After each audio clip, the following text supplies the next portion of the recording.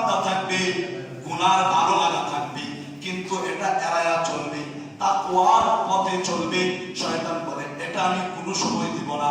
আল্লাহ তাআলা বলবেন তুমি কিভাবে দিবা না? তাহলে আল্লাহর কাছে বলে ক্বালা আনযিরনি ইলা ইয়াউমি ইউবাসুন। আল্লাহ আপনার যখন বিশ্বাস হয়েছে না, আপনি আমার কয়েকটা শর্ত মানেন। ক্বালা আনযিরনি ইলা ইয়াউমি ইউবাসুন। শয়তান আল্লাহর ডাক ছাইরা বলতেছে শুধু আপনি আমার কয়েকটা শর্ত মানেন, আপনার সমস্ত বান্দাদেরকে আমি জাহান্নামে নিয়ে যাইব। নাউযুবিল্লাহ। কি শর্ত? আমাকে আপনি কিয়ামত পর্যন্ত, পুনরুত্থান পর্যন্ত ইউবাসুন, হায়াত দেবেন। আমরা সবাই জানি শয়তানের কোনো মরণ আছে? শয়তান এটা আল্লাহর কাছে চায়া আছে।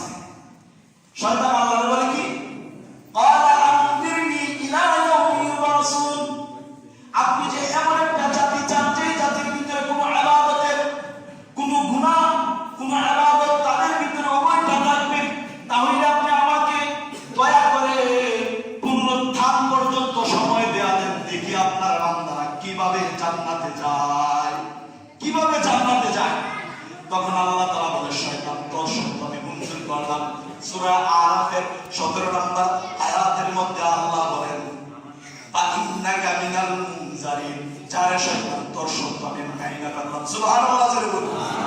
তাহলে দেখেন শয়তান আল্লাহ তাআলার কাছে চ্যালেঞ্জ করছে যে আমি একদম সকলকে নিয়ে জাহান্নামের মধ্যে রওনা দেব। আল্লাহ তাআলা বললেন যা তোর শর্ত আমি মঞ্জুর করলাম।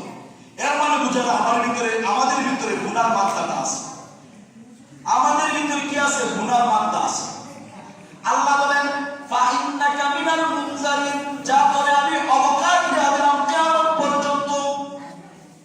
এই জন্য বুইরা বাবা শাস্ত্রের মধ্যে চাপ তাকায়া থাকে, যুবক ভাই মোবাইলের মধ্যে সব সময় থাকে। যদি একবার যদি তাওবা করতে পারে, আল্লাহ পাক রব্বুল আলামিন বলেন আমি শয়তানের সব চক্রান্ত ধূলিসাৎ কইরা দেব। সুবহানাল্লাহ।